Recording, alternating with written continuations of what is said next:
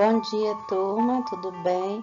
Então, galera, nós vamos continuar falando sobre a origem e formação da Terra. Especificamente, vamos falar sobre os movimentos epirogenéticos, orogenéticos, como se formam as falhas geológicas, falando também sobre os dobramentos e vulcanismo, ok? Boa aula a todos e um grande abraço. Então, a formação da crosta terrestre é decorrente de quê? Da influência mútua entre os agentes endógenos e os agentes exógenos, certo?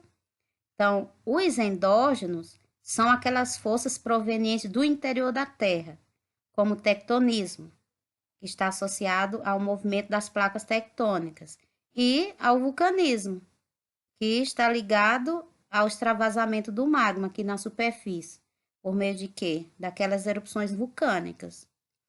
E os agentes exógenos, que são as forças externas, como, por exemplo, o intemperismo, que é responsável pela modelação do relevo por meio dos seus agentes transformadores. Quem são esses agentes transformadores do relevo? O vento, a chuva, o gelo, o calor. Então, esses agentes modeladores do relevo, como o vento, a chuva, o degelo, o calor, eles acabam desgastando as rochas, originando diferentes aspectos que conhecemos, originando diferentes feições do relevo. Então, a crosta, ela está em constante transformação. E isso inclui o quê? Essas formas do relevo, essas diferentes feições do relevo. E essas transformações constantes do relevo está ligada principalmente a esses dois agentes, os agentes endógenos e os agentes exógenos. Então, vamos estar retratando agora o movimento orogenético. Então, já observem que no seu lado esquerdo do monitor tem uma formação do relevo pelo movimento orogenético. Então, se você observar bem, as rochas já apresentam uma estrutura que tem uma aparência de dobramentos, de falhamentos. E o processo de orogênese está ligado justamente a isso, porque a orogênese é um movimento tectônico, e esse movimento ele ocorre de forma horizontal, que pode ser através da convergência, ou seja, o choque, a colisão entre as placas tectônicas, ou pode ocorrer também de forma divergente, quando as placas se afastam. Então, nesse processo aí de convergência, pode provocar o surgimento do dobramento ou das falhas, que vão levar à formação das cordilheiras. Então, a orogênese é compreendida como a elevação de uma vasta área, dando origem às grandes cadeias de montanhas. E esses movimentos, ao contrário do movimento epirogenético, que nós vamos estar falando mais adiante, são relativamente rápidos. E quando isso ocorre, pode provocar os dobramentos, como vocês podem ver aí nessa figura, ou falhamentos das camadas rochosas, ok? Lembrando que o tectonismo, ou seja, o movimento das placas, é que origina o movimento epirogenético e o movimento orogenético. Então, vamos continuar falando sobre a orogênese. E para explicar esse movimento, eu peguei essa figura aí, vocês podem observar, que é representada pela placa A e a placa B, certo? Então, detectem aí a placa A e a placa B para vocês compreenderem melhor. Então, o movimento orogenético está associado ao encontro das placas tectônicas, que é a convergência, a colisão. Então, quando duas placas se chocam ou convergem, devido à composição físico-química das placas, a mais densa mergulha para o interior da Terra, em direção ao manto, que é pelo processo conhecido como subducção das placas, que é o afundamento de uma placa sobre a outra, mergulho das placas mais densas em direção ao interior da Terra. É o que está acontecendo aí com a placa A. Então, lembrando que esse processo de subducção também causa a fusão parcial de parte do manto, que vai gerar o magma. E por ser menos denso, ascende, podendo extravasar, certo? A placa A, mais densa, ao entrar em contato com o manto, vai sofrer fusão, certo? Claro que esse processo ocorre de forma bem lenta, demora a se fundir. Enquanto isso não acontece, ou seja, enquanto a placa A não se funde completamente, o magma começa a ser expelido em direção à superfície. Então, a alta pressão sobre a placa B, provavelmente as características das rochas da placa B apresentam uma composição mais frágil, como as rochas sedimentares. Então, faz com que essa pressão faz com que as rochas da placa continental, ou seja, a placa B, se dobrem, que é o processo de dobramento. E esse processo de dobramento leva à formação das cordilheiras. Então, a cordilheira se forma pelo processo de dobramento da placa B. E isso acontece onde? Geralmente nas bordas dessas placas, no encontro dessas placas. O que pode perceber também que o movimento orogenético também forma os falhamentos. Vocês estão vendo essa setinha preta escrita aí, rocha sobreposta. Pois então, observe que aí apresentava uma estrutura contínua, linhas contínuas, sem interrupção, sem falhas. Então, por causa do processo orogenético, ocorreu esse falhamento.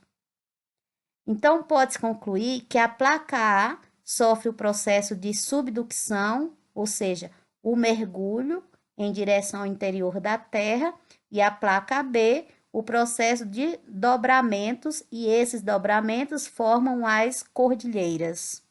Então, segue aí o esquema, né, do processo orogenético, mostrando o encontro entre duas placas tectônicas. No seu lado direito, mostra a placa de Násica, que colide com a placa sul-americana, e a partir dessa colisão, dessa convergência, formou a Cordilheira dos Andes. E nessa área de subducção, onde ocorreu aí o contato entre as duas placas, forma as fossas abissais ou fossas oceânicas, que são as áreas mais profundas do oceano. O movimento orogenético também pode ser de forma divergente, ou seja, quando as placas se afastam, provocando aí a formação das dorsais oceânicas. Então, esse movimento ocorre o afastamento das placas. A partir disso, ocorre a formação da crosta oceânica, que está associado a vales de rift. E esse vale de rift nada mais é do que um conjunto de placas tectônicas formada a partir desse processo de divergente, que é o afastamento das placas em direções opostas. Então, que se pode analisar que as rochas elas estão sujeitas a transformações devido às condições de pressão e temperatura, certo? E essas condições diferentes de pressão e temperatura é de responsabilidade da dinâmica interna da Terra, do tectonismo. Então, podem sofrer deformações devido a essas diferentes condições. E essas transformações podem resultar em falhas e dobras.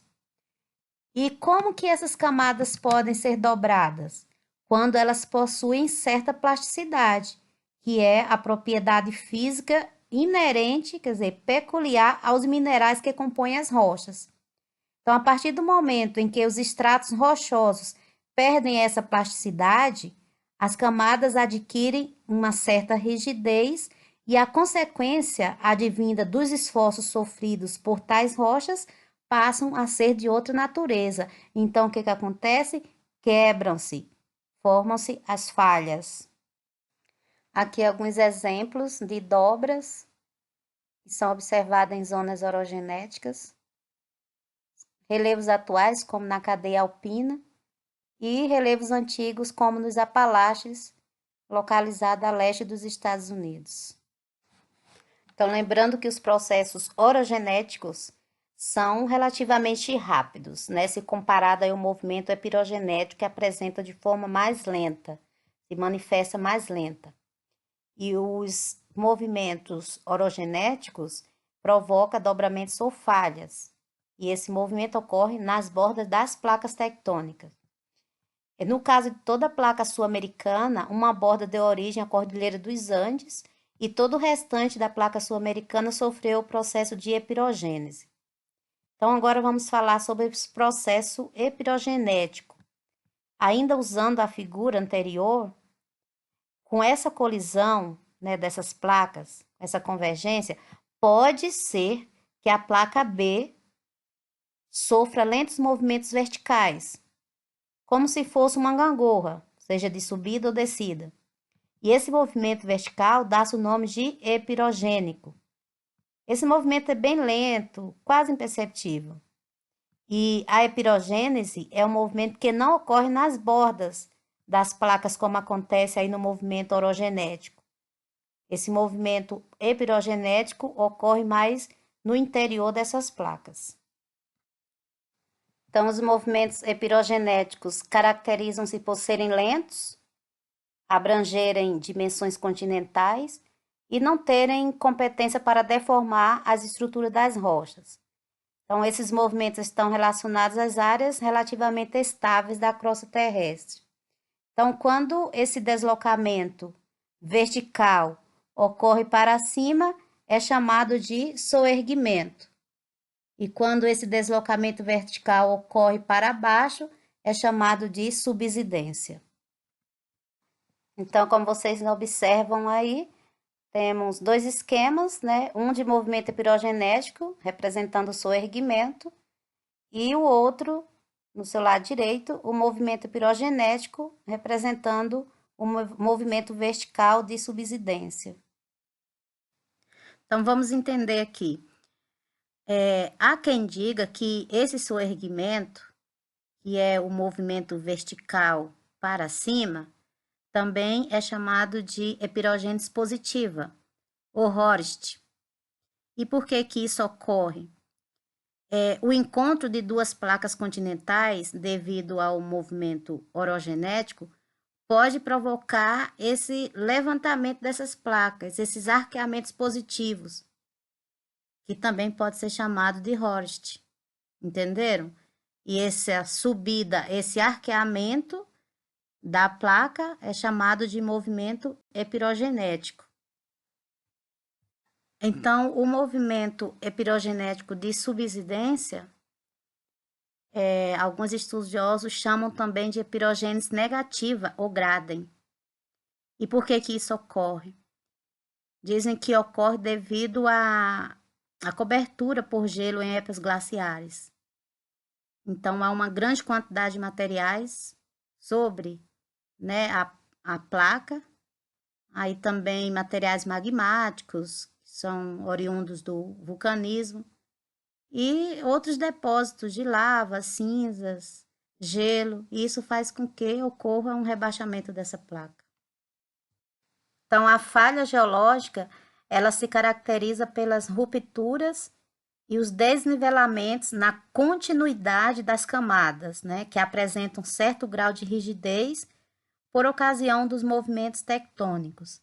Então, esse fenômeno geológico surge por causa dessa alta pressão aplicada, geralmente pelas placas tectônicas, pela colisão das placas tectônicas. Então, a pressão que é exercida, né, no momento dessa convergência, ela acaba ultrapassando a capacidade que a rocha tem. Então, ao ultrapassar essa capacidade de resistência, provoca essa ruptura, essa fratura. Então, aqui nós temos a classificação de Anderson, mostrando os tipos de falhas, que pode ser dividido em falha normal, falha inversa e desligamento. Na falha normal, o técnico desce relativamente ao muro. Quer dizer que essa cisão acontece quando um bloco abaixa em relação à falha. E essa cisão aconteceu devido à força, à pressão exercida sobre a região, que é uma pressão negativa. Na falha inversa, o teto sobe em relação ao muro, quer dizer que só ergue.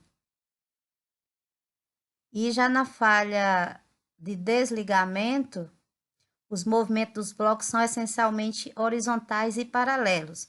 Veja que no seu lado direito tem esse esquema em movimento para que vocês entendam melhor como isso funciona. Segue abaixo um vídeo retirado do YouTube que mostra o tectonismo e que a partir dele deu origem a todos esses processos que nós falamos até então.